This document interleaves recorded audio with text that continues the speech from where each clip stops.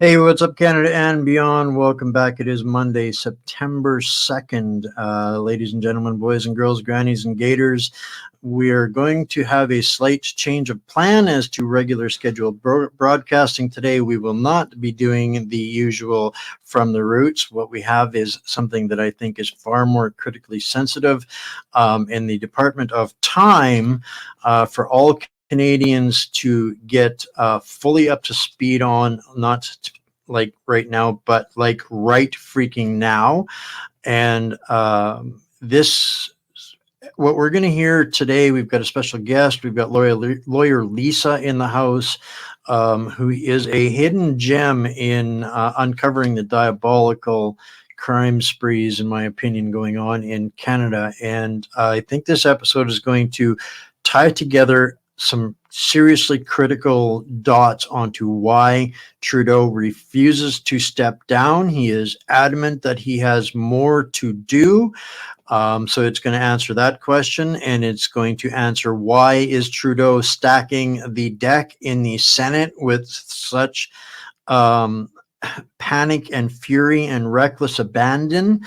It's going to answer that, and it's going to connect some seriously diabolical points along the way. So this is going to be critical information for all Canadians to get plugged into. So without further ado, I'm going to bring in the brilliant lawyer Lisa. Thank you so much for finding some time to join us today, Lisa, and bring us up to speed on something that I think, if we weren't really aware of this, would blindside people because of the terminology and the fact that none of us read real legalese. So just to set up how we come to be, we only first started chatting yesterday, and this happened because James Roguski, who's a regular on our show and keeps us well informed of what the WHO is doing, reached out to me and said, Dwayne, I've got an article I'm putting together. I think this is critical information. Will you give me your thoughts on it? And I went through it. And my immediate response was, and I'm going to read this word for word what I said to James. I said, wow, James, they've married up climate change and controlling food supply under the Preparedness Act. They're planning to do it again the instant they get this pushed through the Senate, is my opinion. And he says, you're absolutely on point. You need to talk to lawyer Lisa about this bill's preparedness act, that the mumbo jumbo that we have dialed out to in Canada is going to blindside us right chicken Louie. So to start that off with, tell us who you are, as if I'm not putting you on the spot yet. Okay. Hi, everybody. It's an all hands on deck moment. So if you're meeting me for the first time here, I'm here to help you with this hands on deck moment. I'm a lawyer of 24 years. I do have an environmental science degree with a minor in chemistry. I cut my teeth on the first SARS case. I represented the family of Neilio La Rosa, and the truckers woke me up, and I started digging, and I have not stopped digging. I look at this bill, and it ties so much together. It ties the smart city. It ties us getting into the smart city, taking us out of the rural communities, right? It's a war on meat. It's a war on agriculture, right? It actually talks about eating bugs in that it specifies investments in alternative proteins. So all that, stuff about bugs you heard, it's coming to root. And let's back up for a second. This is a bill. This is a bill that's named the Pandemic Preparedness and Prevention, or Prevention and Preparedness Act.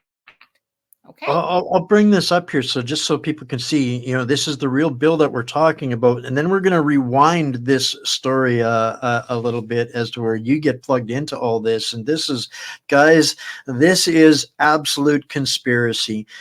you guys that have watched this show, we have been uncovering the infiltration of the World Economic Forum, the public-private partnerships. You're well rehearsed on all of that information. This is where it plugs into the legislation. So this is, what the barrel of the cannel is called C-293, and this is where it's at.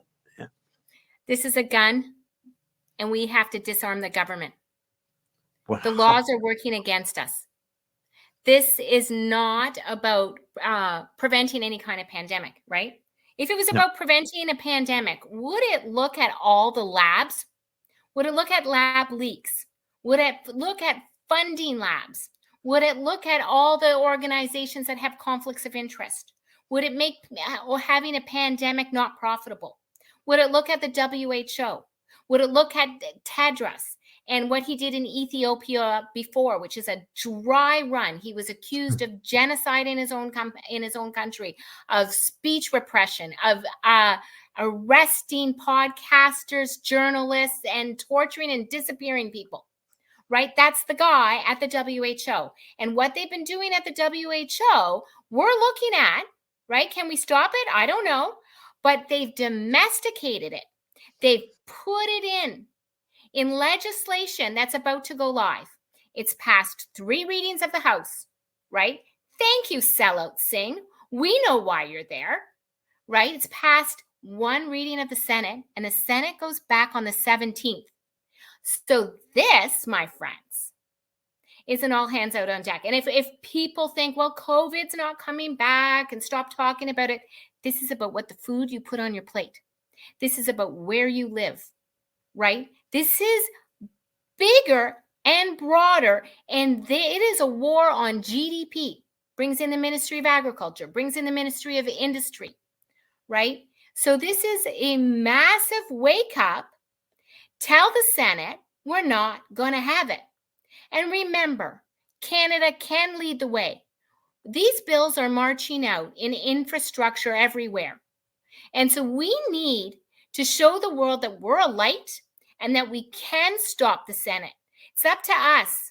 We have to help the rest of the world, and we have to help each other, and we have to help Canadians. This is it. And I know you have an email that I had shared to the author of this bill. Yeah. I just want to kind of put another little smear of icing on what you were saying there, and for this is about the food supply. This is about the climate change, all being wrapped in under pandemic treaty policy, which means there is no policy, which means Tedros and Klaus take the wheel, and it's comply or else. And this is, this close to being passed neck and neck with Bill C-63 that puts me and you in jail for doing exactly what we're doing right here, right now, waving the flag, saying, wake up, this is on deck. This is where we're at right now. Just to, I don't want to lose for people to, to be, demoralized by the urgency. I want them to be empowered by the urgency. This is our moment where we have to get it together right now. This is not conspiracy theory. This is conspiracy fact. And this ties the dots on so many of those things. But now we're going to roll the dial back in time a little bit to an email. And so tell us where this goes, Lisa, and when this happened.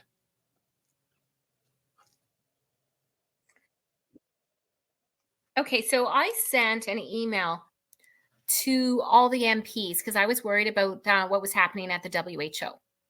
And I got a few responses, okay? And I was worried about national sovereignty and Canadians' personal health freedom with respect to what was moving at the WHO. And just as an aside, a lot of people say, well, it doesn't deal with sovereignty. The WHO issues don't deal with sovereignty. If they can tax us and they're not accountable, they're performing the functions of the state. If they can embed their employees inside our government, they're performing the functions of the state.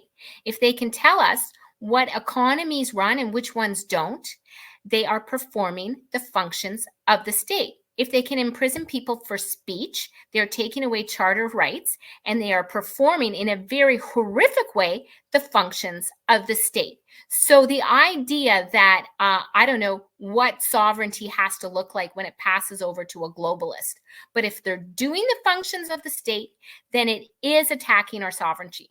So you can look at the WHO after with James Rogunsky, but make sure that all the questions, it's not merely whether or not there's a vax passport and you're traced or tracked or what you have to take in your arm. It's what they can do by embedding themselves in our state.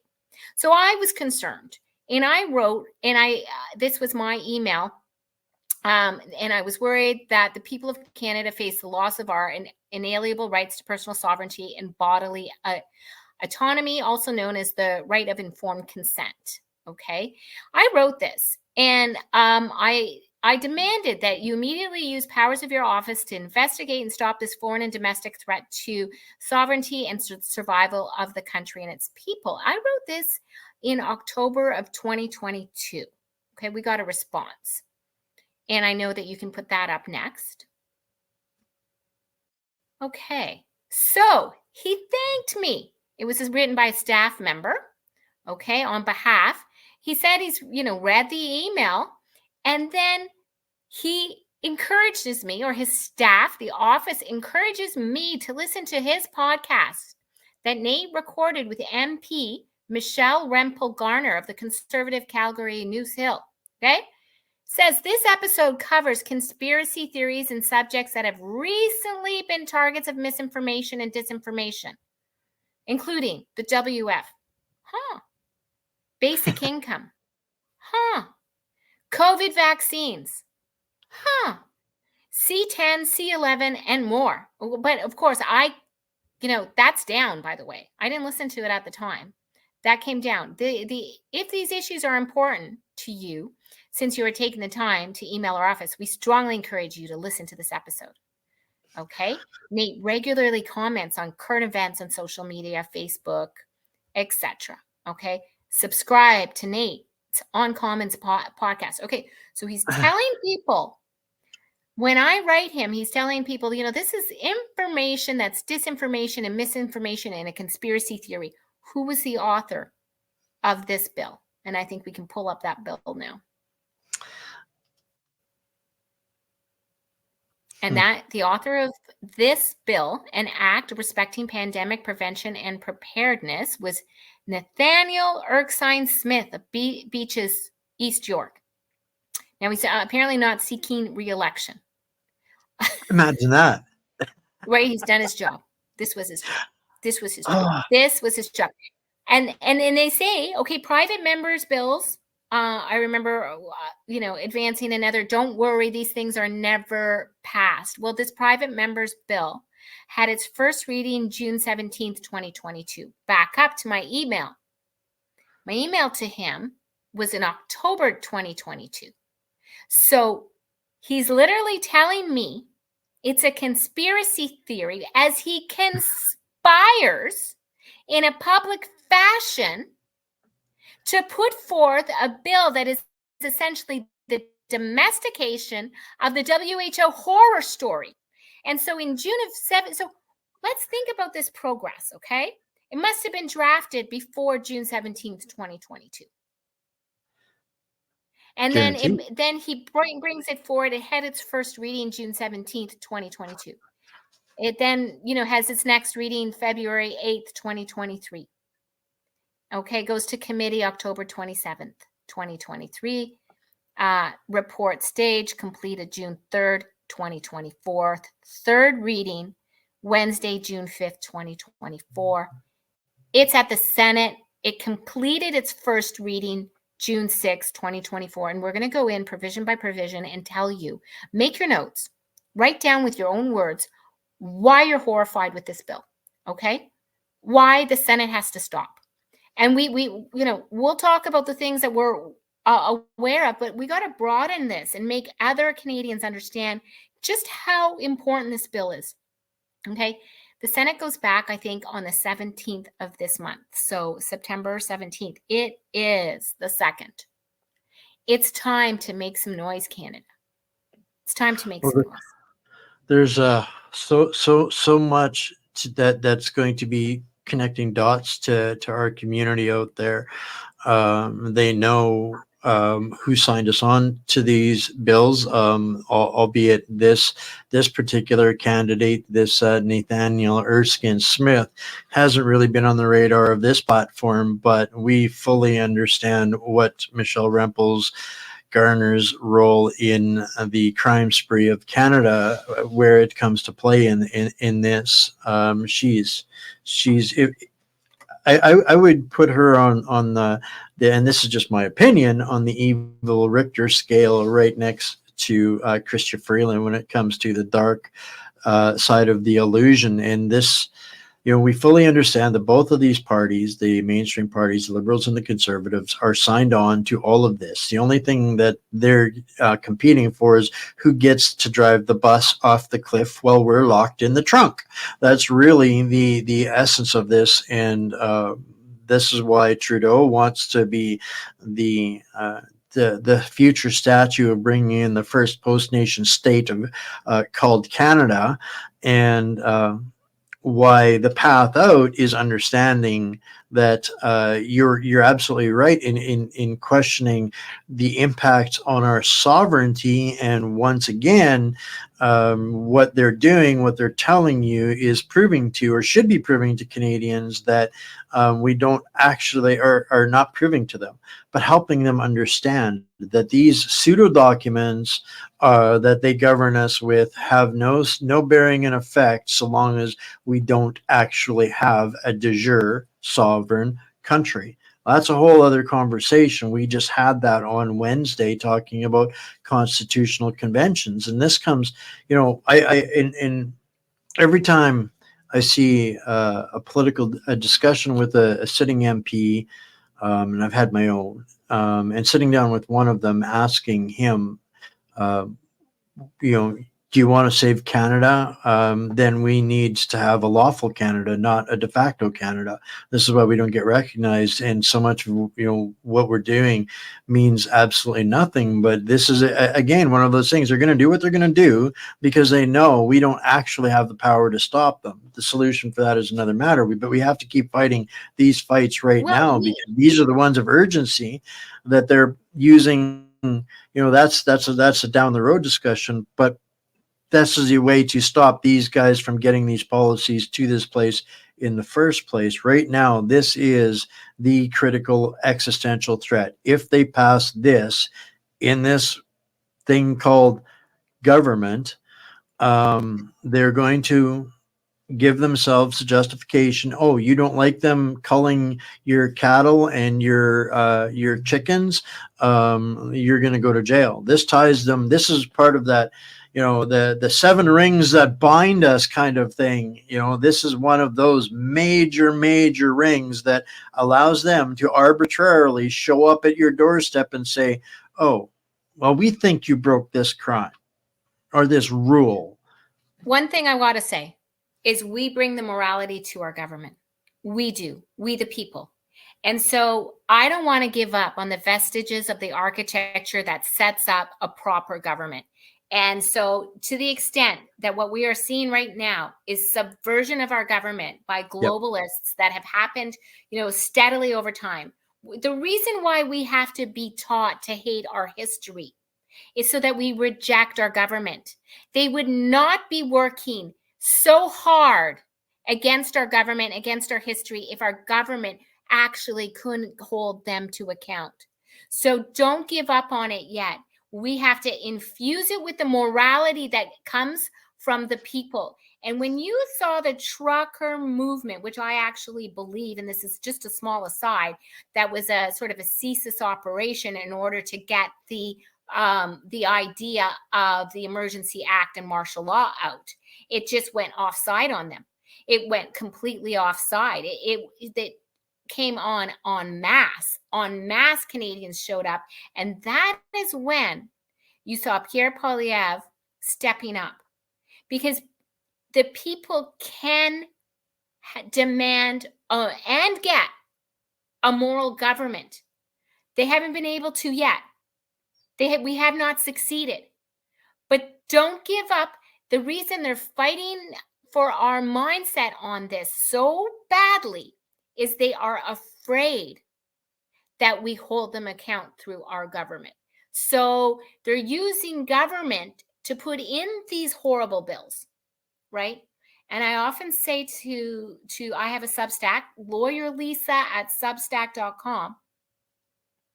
I often say letters put together to spell tyranny spell nothing, right? We have laws where there is no moral obligation to obey them, right?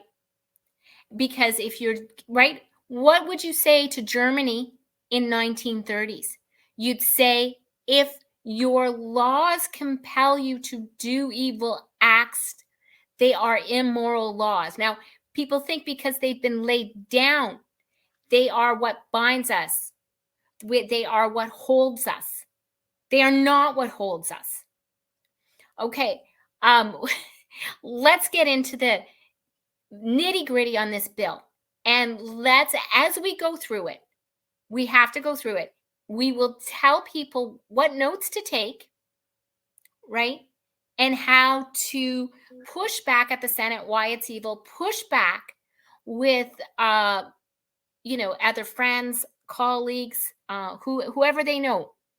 So, can we pull up the act itself and start reading it? Sure can.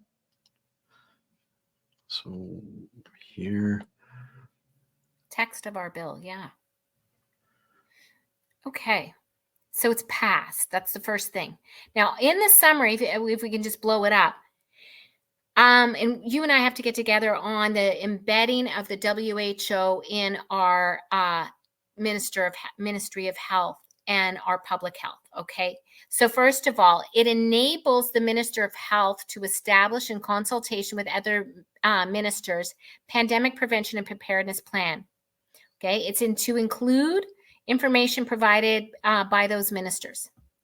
Okay. It amends the Department of Health Act to provide that the Minister of Health must appoint a national pandemic prevention preparedness coordinator. From among the officials of the Public Health Agency of Canada.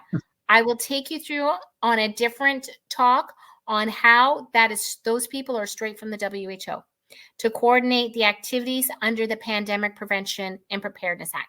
So they're going to appoint people who are actually foreign actors. They really are. Okay. But that's going to take a whole talk. And so let's go through further. Okay.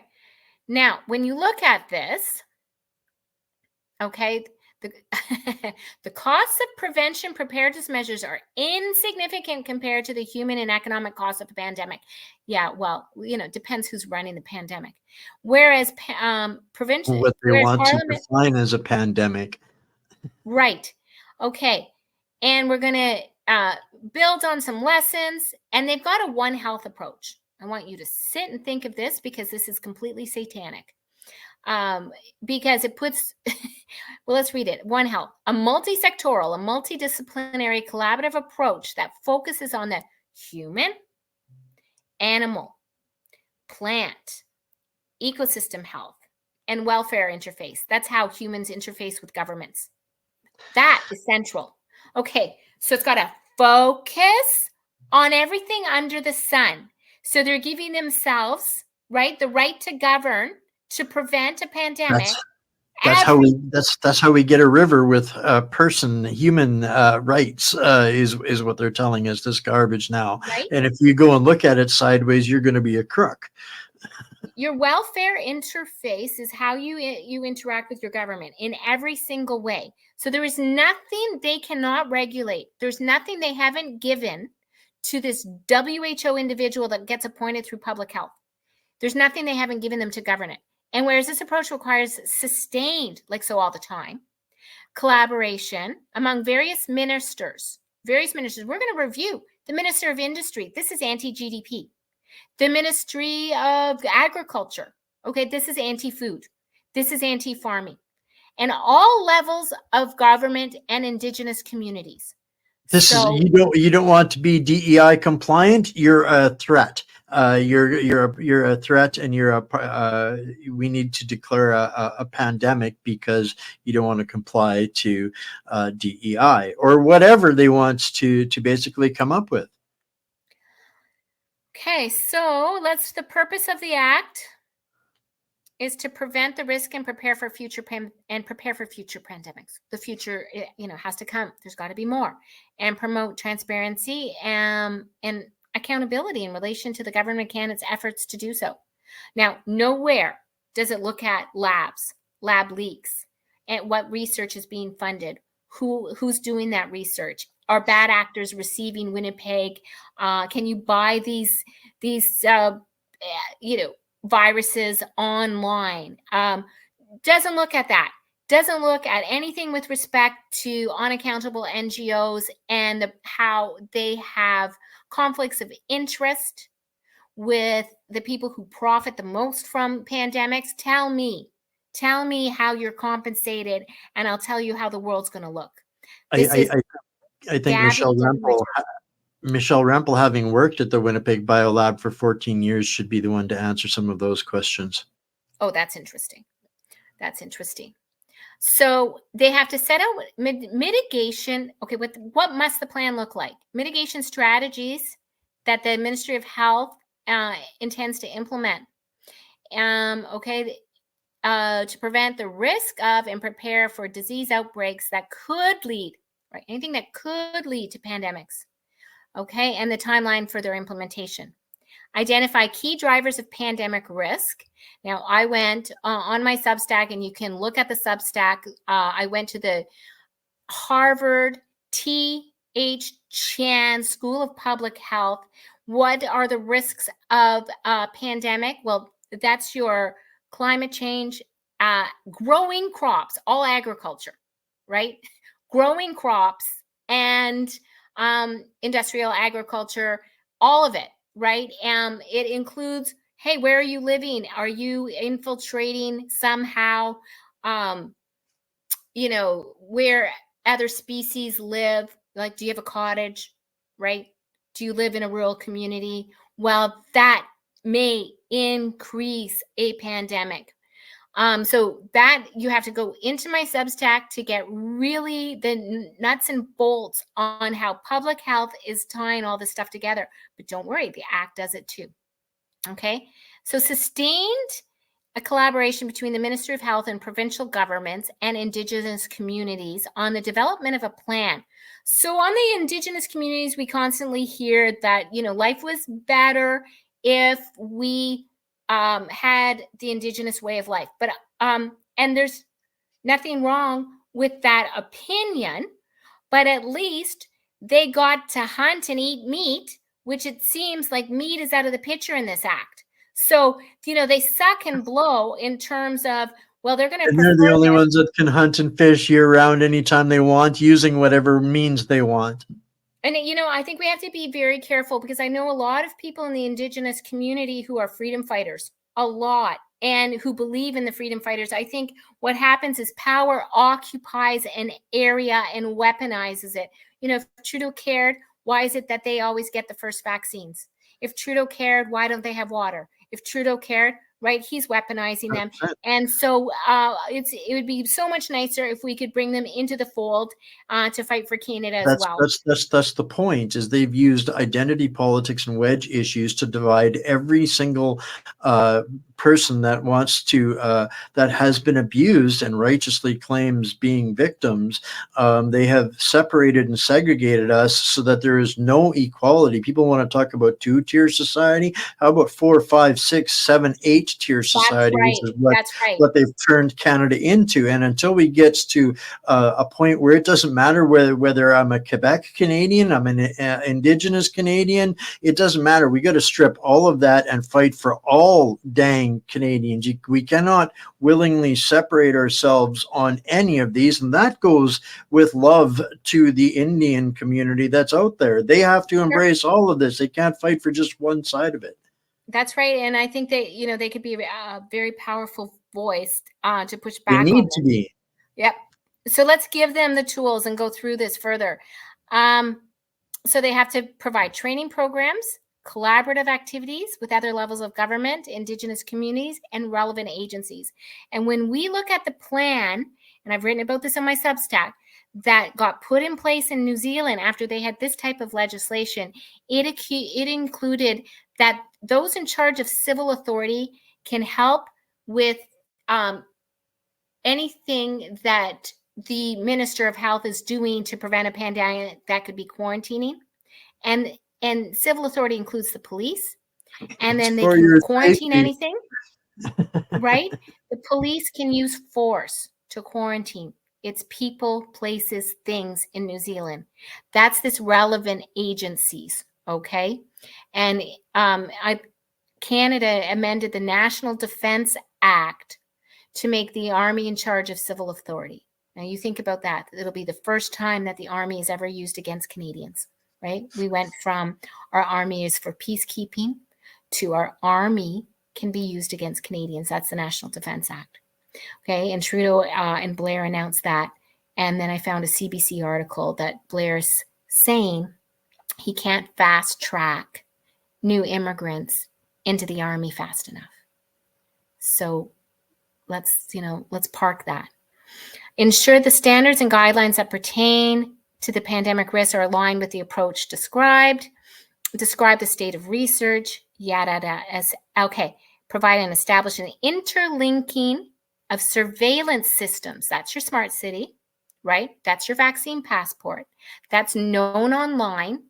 That's known in the real world, right? What we're seeing with Bill C-10, C-11, and that you are known online is that you also have to be known in the smart city infrastructure. That's why it's all going through as quickly as possible. And to find out more of that, you got to go to completestreetsforcanada.ca. There's a map. Describe the state of research relating to preventing and responding to infectious disease that could lead to a pandemic, right? And that's where climate gets involved. And establishment of interlinking surveillance systems for infectious disease. Okay, that's likely your electronic vaccine passports. 5 biometric surveillance, right? That's your biometrics. 5 countries starting in September in the EU are debuting their vaccine passports, their electronic vaccine passports. Okay, so let's go further down. Okay, just not quite so much. So here, when you look at the, right, a little bit further. Down or up? I want to go back. Yeah. Okay, there, the plan. Okay, the mitigation strategies to prevent the risk and prepare for disease outbreaks that could lead, identify the key drivers, and describe how Canadian activities, domestic and abroad, contribute to the risk. So that's pretty broad. Anywhere a Canadian is, right? Anything that you're doing as a Canadian, domestically and abroad, can contribute to the pandemic risk. Like, are you driving a car? Right? This is very, very broad. It's broad that it encompasses everything under the sun under One Health. It's broad in that it's Canadian activities, domestic and abroad. There's no place that you are in this world that you are not covered by this legislation. There's no escaping this legislation. Okay? Wow. This would even make Orwell cringe. This should make Orwell cringe. Describe the state in relation to preventing and responding to infectious disease that could lead to pandemics. There's your provide the establishment and interlinking surveillance systems for infectious disease in Canada. So you're interlinking surveillance systems. So what's it going to interlink? Right? This allows them to make control over our internet that surveils us, right? Our DEI, our professional bodies, all our communications, us in the real world, in here and now, wherever we are, to surveil us, and our vaccine passports. this, I did a Substack in 2017. The EU studied what were the impediments to chipping its citizens. What were the moral and legal impediments to chipping its citizens? Everything that Brussels does comes here.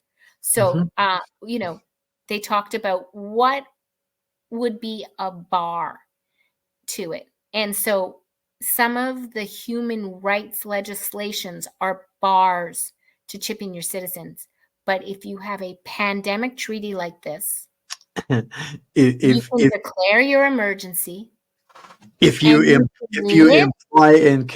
imply consent to live like a chipped monkey, they're not forcing you to put one in your hand. You're just willingly going to be dependent upon it, and not soon not be able to function without it. And it's everywhere, surrounded. Play with your palm.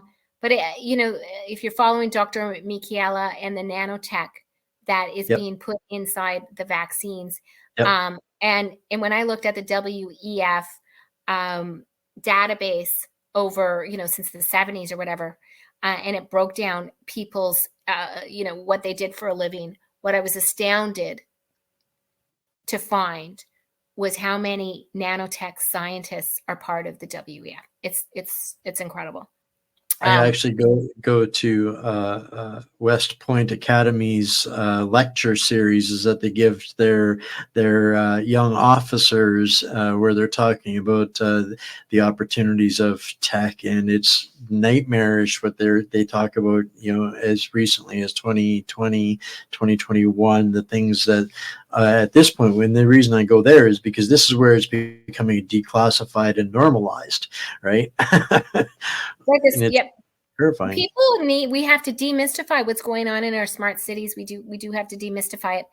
And then support local public health, right?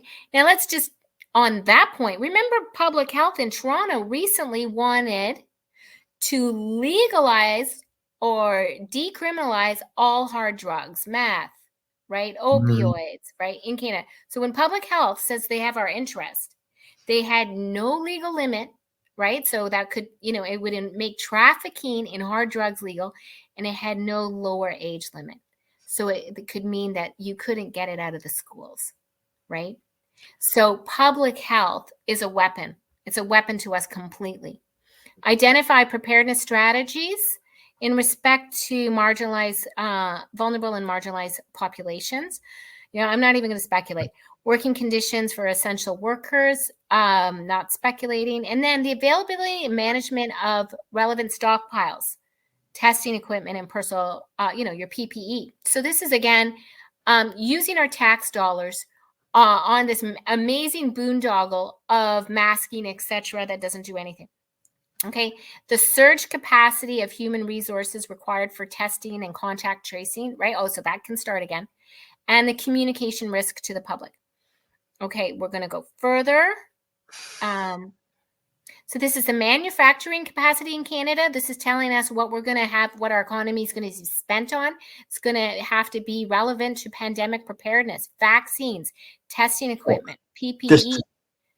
This is why Deloitte's going into the disease business. This is why Trudeau's announcing, bioweapon jab concoction companies in Canada, and why every one of them has got their names on patents or something to do with a kickback on the disease industry.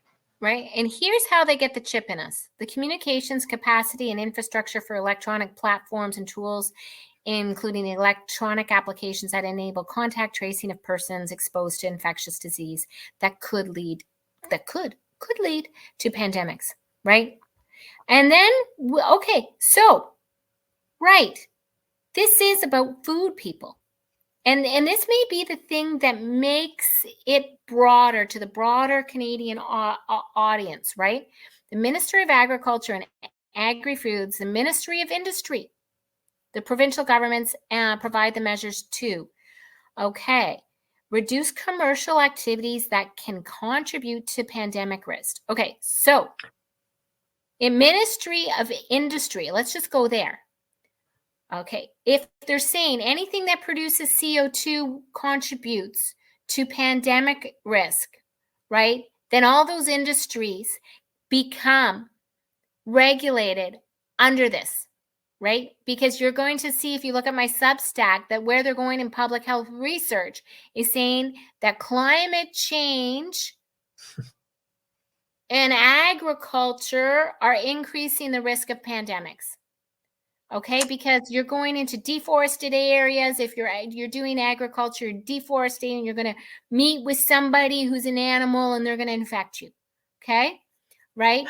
It's not, yeah, it's very tenuous, but that's where they go, including industrial and right, including industrial animal agriculture. There, this met 3 readings of the House, right? And they're saying animal agriculture. Who's going to get to have animal agriculture, right? We're not going to be able to eat meat at scale. That's what C40 does, right? C40 is about your consumptive interventions. Here's how they tie it together with, it's part of a pandemic risk. And then right underneath, promote commercial activities that can help reduce pandemic risk. So anything that can help, right? So they're going to say that including the solar production panels. of alternative proteins. There's your bugs. There's your There's bug. your bugs. There's your crickets. There's your bugs. You gotta think like the idiot maniacs that they are. And you can't give them a pass on they get to reduce pandemics by you eating bugs. And right? this next one's even more cringe. Phase out commercial activities that disproportionately contribute to pandemic risk, including activities that involve high-risk species. What are high-risk species? Bill Gates is telling us that cows are high-risk species. Right. WHO is telling us birds are high-risk species. But let's just go back to this sentence at 3 there. Promote commercial activities that can help reduce pandemic risk. So if climate change is something that promotes pandemic risk, this necessitates you taking up the EV. This necessitates you taking up the solar panels, the inefficient wind, right? That front ends all the steel and concrete and ore, and just doesn't even make energy. So these things here, if they get to regulate commercial activities that contribute to pandemic risk, so their views on climate, right? This is what gets them to take out every activity that they say. That's like a war on GDP. And this sentence, promote commercial activities that help reduce pandemic risk, that's your green infrastructure, that's you eating bugs, whatever it is. It's everything. And when they say including just means the first part is anything, and remember, it's anything in relation to plants, animals, ecosystems. These things allow them to regulate everything in Canada, right? This is a comma, including. So this isn't just about industrial animal agriculture, okay? The One Health approach with this sentence here, right? Anything that they think can contribute to pandemic risk, they get to do it under the sun, okay? And then phase out everything that could disproportionately contribute to pandemic risk, not cause a pandemic, right? Just contribute. It's so material, like anything they get to regulate. And then we got to do a follow-up on what's going on with the WHO and our public health, okay?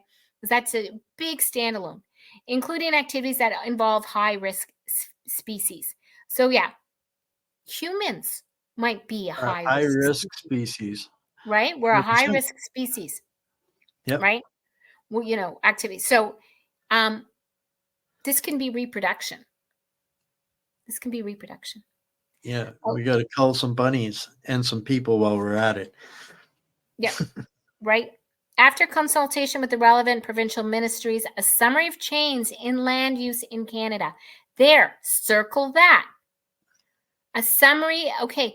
If you doing agriculture, if you having a little homestead, if you living in a rural community, is something that they think contributes to a pandemic, this is the legislation that gets you into these cities in your 350 square feet, right? There's a snail they want to protect in, 5 miles behind your house, so you need to go It's and a move into a people coop. yeah, it's a unicorn. It's a unicorn. It's a salamander that hasn't been seen in years. Okay. Yeah. And so anything in relation to disturbed habitats. Okay. So my TH Chan in public health, this is Harvard, has these tenuous things that say, agriculture at all, right? Whether it's growing crops or, animals, disturbs habitats of other animals and contributes to pandemic risk. Wow. So if you're encroaching on wildlife habitat, okay? So if you're not in the city, in a high-rise building with 350 square feet, right? You're guilty. You're contributing to a pandemic. This allows them to do everything and anything. And changes of land use can include expropriation. It doesn't have to say it. This can include the closing rural wells. Well, if you don't have any rural wells, you don't have water, right? They get, Yeah. and I haven't looked at the Federal Sustainable Development Act. I tend to think this is another demonic entity. This is anti-life, anti-people. This is anti-living, right? And there's no sitting on the sidelines. It's anti-society, utterly. And this is the carbon blueprint copy that they're implementing in every one of our countries. And this is, one of my biggest peeves right now, honestly, lately, Lisa, is the national fixation with the 11 traitorous compromised individuals in Ottawa. Meanwhile, we're going over this that is policy being implemented by foreign infiltrated operatives on behest of Geneva and Davos, and any person that is championing these policies as edicts out of those unelected foreign bodies is actually probably far more guilty of interfering in Canadians in Canada than even the 11 that they want to stay fixated on. This is why they can't ever tell us who the 11 are, because if we apply the lens of misconduct to those 11, we will discover that the ones that put forth these bills are far more, guilty Evil, than they are. evil. Let's look. 100%. Now we're going into the Ministry of Environment, right? So now we're going into the Ministry of Red Herring, CO2, climate change. Okay. So fine. Reduce commercial wildlife trade. You know what that means? You're not allowed to hunt, right? You're not allowed to go into the forest and get yourself elk or deer or moose and have something to feed your family with. Okay. Including measures to phase out live animal markets, right? Anything live animal markets. Okay, so I guess the Hutterites, right? Any farmer that wants to give you live animals could be included in this, right? And you think they won't? Swampland in Florida for you. Okay. A summary of measures the Ministry of Environment intends to take to protect global biodiversity, right? Global, right? So all of a sudden, this act has global impact to halt and reverse global deforestation. Well, how would you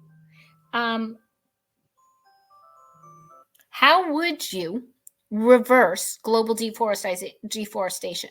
Well, you'd take all the agriculture and all the communities and you'd roll them into a city. You'd roll them into a city. This is about taking land from people who own land. Okay? And they literally talk about changing land use. They talk about, the Ministry of Environment. They talk about deforestation and reversing it. So how are you reversing it? Well, at one point you can make an argument that any place had forests on it. Any place they want had forests on it. Okay. Then the Minister of Foreign Affairs. This one's creepy. this is getting, the way I look at it, immigration right now is about taking away the nation-state borders, the nation-state citizenship, the nation-state charter protections, the nation-state constitution, and putting in the 15-minute border.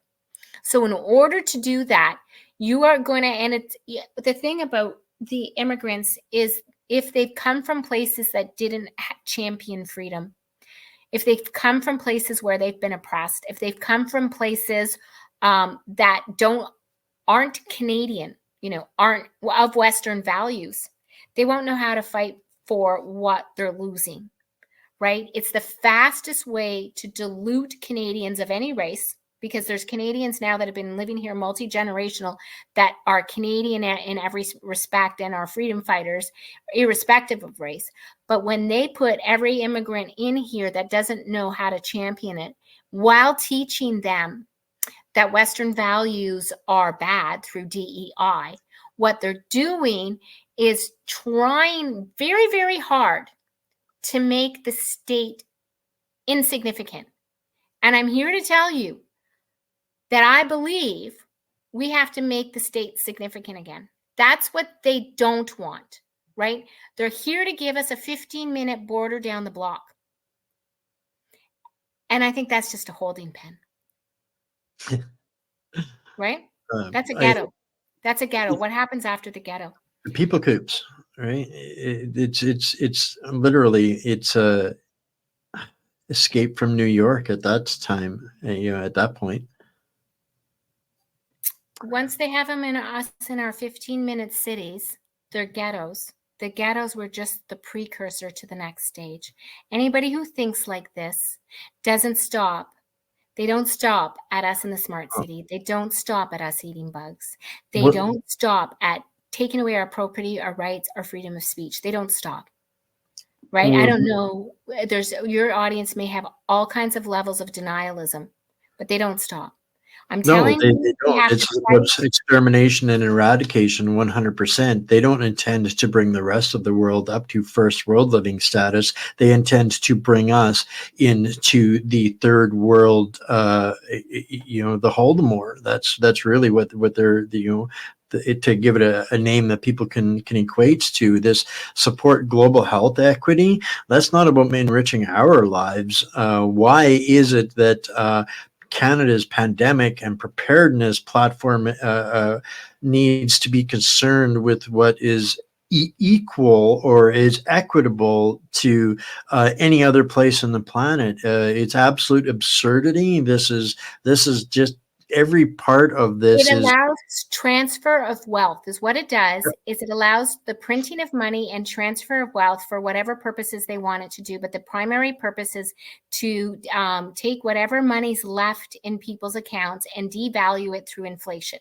So anybody who cares about inflation, anybody who cares on the economic side, right? I want to make this discussion as broad as possible, but this is evil. And when I say ghettos, I think they mean extermination, period. Yeah. I think they mean extermination, period. And that, my friend, is maybe something that other audiences are not yet prepared to hear. But you got to. Ours is expecting exactly this. We understand the point of the gulags and the 15-minute cities and the true root of the genocide. We've looked at this going back. This entire plan is actually, if you evolve the Third Reich and add modern day tech, what we're actually seeing is the WEF Fourth Reich under the exact same auspices and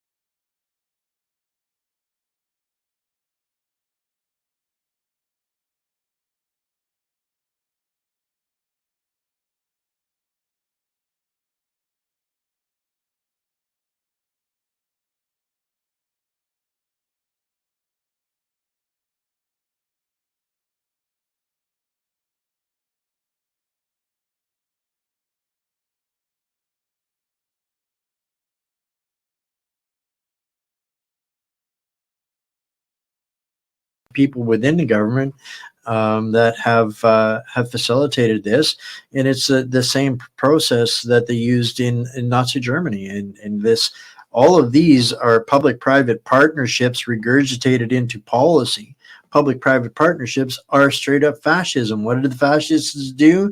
They build the Auschwitzes and those kinds of things. So, taking the fancy talk off of it, this is Yeah. by the letter what they're writing into letter of law. They are. It's difficult to read this, but we're at an all hands on deck moment. There's no way this bill should be allowed to pass. There's no way. There's no way. We have to be at the Senate. We have to be writing our Senate members. And, James Rogunski is going to come out with an email that allows for an automatic write. If you don't agree with what he's put, because he's focusing on a few things, I'm going to help with what the wording is going to be. So hopefully what your readers can start telling everybody to write the Senate, and you write them again and again and again, and you write your MPs and you write again and again and again. So here we get into set out in consultation with relevant ministers, who's relevant, a summary of key operative measures or agreements on disease outbreak prevention preparedness between the government of Canada. This is how you domesticate the WHO without even agreeing with it, okay? Other foreign governments and key international organizations, including the World Health Organization, the United Nations Environment Program. This is about climate change. The World Organization for Animal Health and the Food and Agriculture Organization of the United Nations. If you go to any of those places and you do any kind of research, they're about phasing out us eating meat. You think they're going to give us B12, right? You think they're going to give us B12? We're going to have no meat, no B12 supplements, right? And we're just going to get so weak that we can't physically resist, right? This passed the House. So this is an abomination of words that shouldn't even exist, compiled together in any kind of attempt at anything. And the fact that it has reached this level of governance and possibility should be categorically unacceptable to every single Canadian, regardless of political stripe or awareness.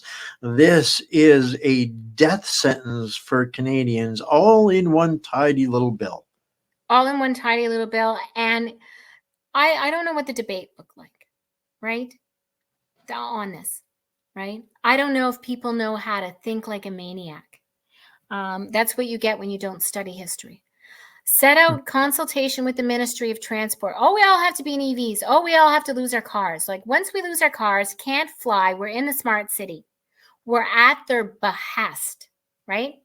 The Minister of Public Safety and Emergency Preparedness and any other relevant ministers, the routes by which and rates which pass. So routes so however they're getting there, however pathogens might arrive, they get to govern. You got to shut down the trains. The pathogens might go the same direction as the trains. Come on now, people. Got to stop them boats. No, Granny's got to die at home because the pathogen might follow the CO2 in your car if you try to drive across town to take Granny to the grocery store. Can't do that. It's for your safety. Can't do that, right? And I had this article that I read that gardening can lead to climate change. Right. Yeah. Right? So, domestic agriculture, growing crops, animals, growing animals for food, feedlots, getting into the forest, and, gardening. Summary of border-related measures that would be implemented to reduce any risk. So any risk at all. It can be infinitesimal. This is overly broad, unnecessary, and a war. This is a coup and a war on Canadians. This is we're going to lock you up if you don't stay if you don't agree with us that there's a commie behind every blade of grass that might kill you. This is literally 50 years of that rhetoric revamped and reattached to boogeymen and spooks that are going to hide behind every blade of grass. So we must completely immobilize and destroy society as we know it. Don't breathe. Don't do anything. Please don't do anything. And the best scientific information available, this is why, go to T.H. Chan, Harvard School of Public Health, where they make these huge leaps in logic to get to the fact that we can't have rural anything. We can't do anything. So this has to go to the Hutterites. This has to go to the Mennonites. This has to go to anybody who thinks funding and taking all our money and sending it abroad under, global equity. This has to go to people who are in agriculture. This has to go to restaurateurs, people who think serving meat on the plate, right? This has to go to moms. This has to go to dads. This has to go to everybody that eats. Right? Literally. Now, and then the Ministry of Health can ratchet, right, the pandemic prevention preparedness plan at least once every 3 years. Right. And so I'm going to wrap up shortly because I'm going to back to 2 more podcasts to talk about this. Well, this is just a conversation starter and a good place for people to, we started off on the right foot. Know what to expect from your elected representative. They're going to call you a conspiracy theorist. They're going to redirect you to a place and page that doesn't exist. There is no video. I went and looked for it myself as well. It doesn't exist. And obfuscate and deny until you get frustrated and give up. And that's giving up. Surrender is due to frustration is no longer acceptable if you eat in Canada. Okay, so this is what your email says. I do not consent to this plan. This plan must not be approved at the Senate. This plan is a war on GDP for the following reasons. This plan is a war on agriculture for the following reasons. This plan allows for the expropriation of property and therefore is a war on property. This plan creates the necessity for debt, right? And therefore massive inflation. This plan gives control to public health, who deserve none of our control over this broad area of our lives, right? Public health failed in the last pandemic. They do not get through a One Health approach on animal, ecosystem, plant, human, and government interface. They don't get to regulate that for me. The end. Do not approve this plan. You'd have to be a maniac, hater of Canada and the state to vote yes on this plan.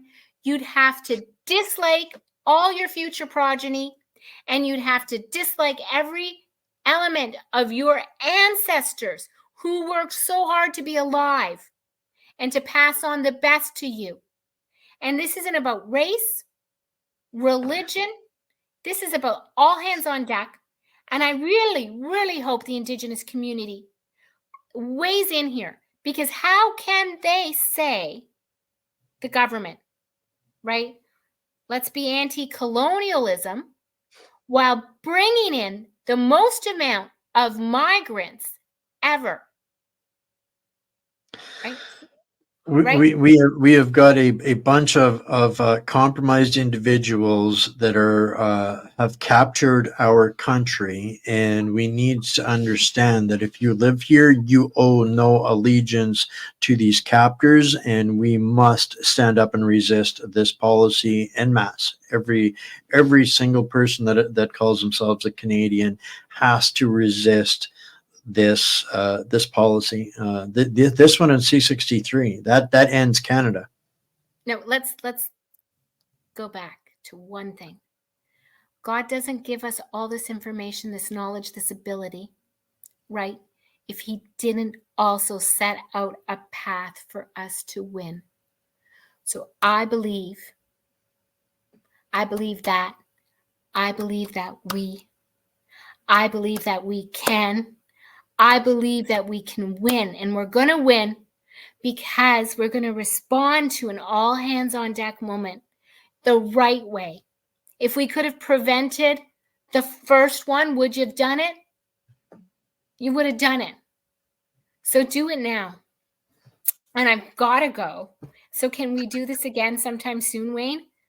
I think that there's going to be lots to talk about in the coming days for sure, Lisa. Thank you for finding some time to help us get plugged in and get eliminate a bunch of that noise and help our community here get some of the the bonding between some of the dots. So I think this gives people out there a great place to start. So thank you again for giving us a dissection and interpretation of the legalese that we just go when we see it. Yeah.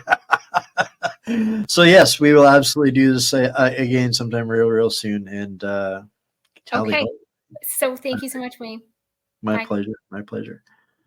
Wow. If that isn't like taking a drink from a fire hose, I don't know what is. Until next time.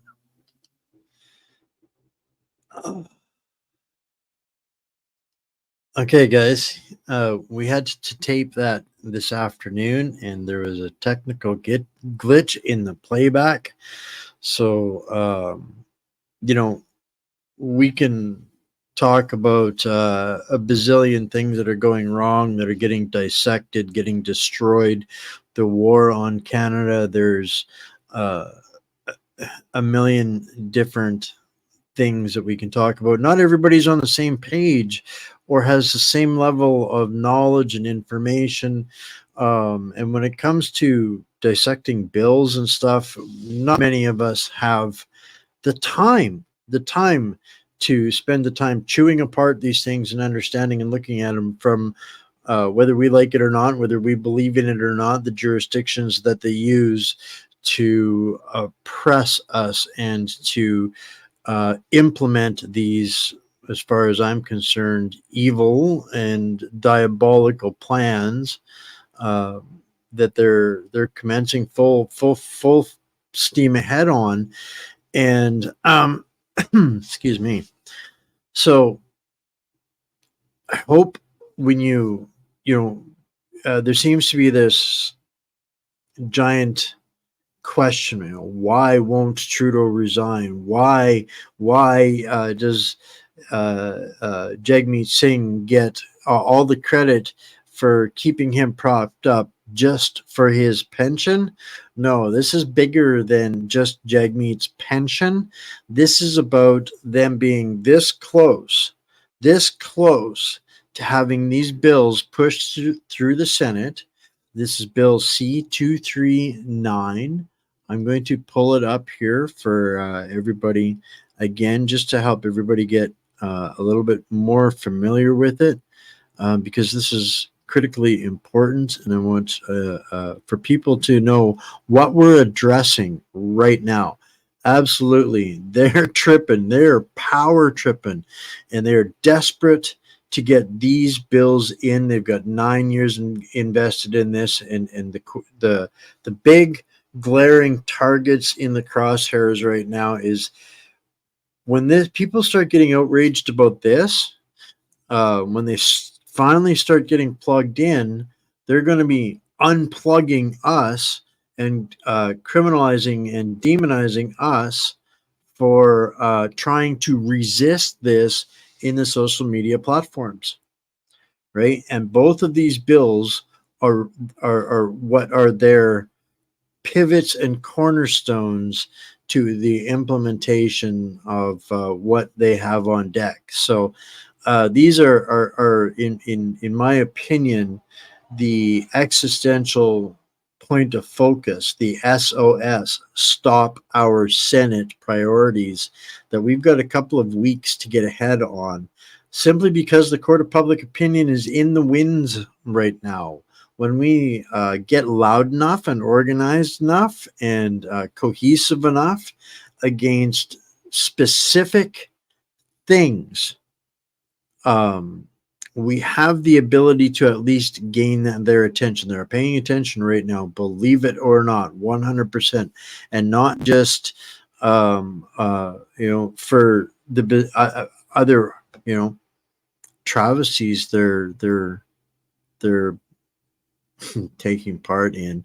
But these are the ones that Trudeau desperately needs to get in before he's removed from power. So this is why the bigger reason why Jagmeet Singh is continuing to keep him propped up, because they are all part of the penetration of the WEF Fourth Reich cabinet called the Liberal Party of Canada. And it is a unity party, and we've been swinging for the fences with some of the stuff that we've been breaking down over the last couple of weeks, and there's going to be more. But this is one that every Canadian can rightfully refuse to be dismissed for bringing to a demand to attention and refusal to take part in. So all of this stuff is going to be, again, like every day we do a show here. It's available on the Substack, whatsupcanada.substack, or whichever way it goes, substack.whatsupcanada, but it's on the website, whatsupcanada.org. But this is an all hands on deck, guys. This is a real simple one that we need to get our communities wrapped around maintaining the public narrative. The every wants to be new electorate coming in. All of the campaign slogans and jargon, they're only really listening right now. If and when they get their seats, they're not going to be listening. So we have to bring up this one and C63. Not telling anybody what to do, but these are the ones that you're going to be hearing a lot about from us, because this one here in particular, what makes it so diabolical is this implements and cements, if it's passed, the climate change, all of the things that Lisa discussed are now under the policy implemented and dreamt up by Geneva, Switzerland, not by any freaking Canadians. And this is where we have to get real loud. And they're going to try and shut us down with Bill C-63. So this is why Trudeau's stacking the deck, and Trudeau and Jagmeet Singh continues to prop this all up, because they are both part of that infiltration. So I'm going to go over to a couple of comments, and any specific questions you guys can pop up here in the next couple of seconds that you can think of. Otherwise, that's all I wanted to cover tonight. Tomorrow will be more shenanigans in the swamp. Absolutely, they are desperate. They are absolutely desperate, and this comes back to they're going to stop calling us crazy.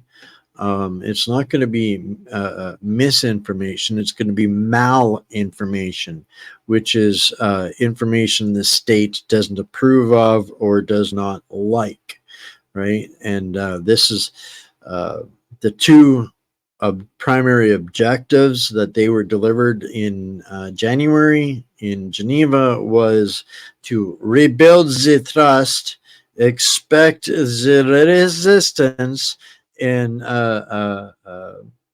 yeah, that was it, wasn't it? Pretty much in a nutshell. And they're absolutely desperate, and Trudeau's desperate, and they haven't got time to rebuild all of this again. So this is we're kind of at the pinnacle of the insanity. There's some different protests and stuff going on, guys. It's getting hard to keep up, but I'll do the best I can for everybody. So let's see here. What do I got here? A couple of quick messages for everybody. There's all kinds of stuff coming down the pipe, guys. And I don't have a real big grip on it, but yeah, okay, here we go. The link to the Substack tomorrow, everything that we talked about, Lisa and I today, will be on there. I haven't seen James's Substack published yet, but that will definitely be in correlation, more documentation, more backing this up. Arming all of everybody out there, empowering you guys with the actual factual information that you need to stop being dismissed. None of this is theory. We have got mountains of material to suggest that you are correct, and this, it's up to us. It's up to us. They're all. Oh, that's another show. But people want to talk about ultimate solutions. That's a whole other discussion. The silver bullet, we talked about that last Wednesday. But go check it out on the Substack. You'll find everything there. If you just found us, I hope you find value in what we do. There'll be more coming this week. Stay tuned on the Clown World. If you have something that we can get in, fits into what we're doing here, that's whistleblower, whatever the case might be, that's the best way to get a hold of me. Through email is contact@whatsupcanada.org, and this is a crowd-sourced, crowd-funded platform, like most of the independent, authentic guys that are just trying to get the truth to everybody out there. We suck at turning these into business platforms. This is never about business. It's about arming you guys to try to save at what matters most to us, and shed light and rip the band-aids and the carpets and the carpets off of the conspiracy and the crimes being perpetrated against everybody. I'm not really a big one for amnesty. I'm pretty much a hashtag no amnesty kind of guy. I'd love to see people get behind a hashtag stop our Senate. And I think I should put up a real quick banner for that, just because I think that's going to be a way that we can help people get coordinated.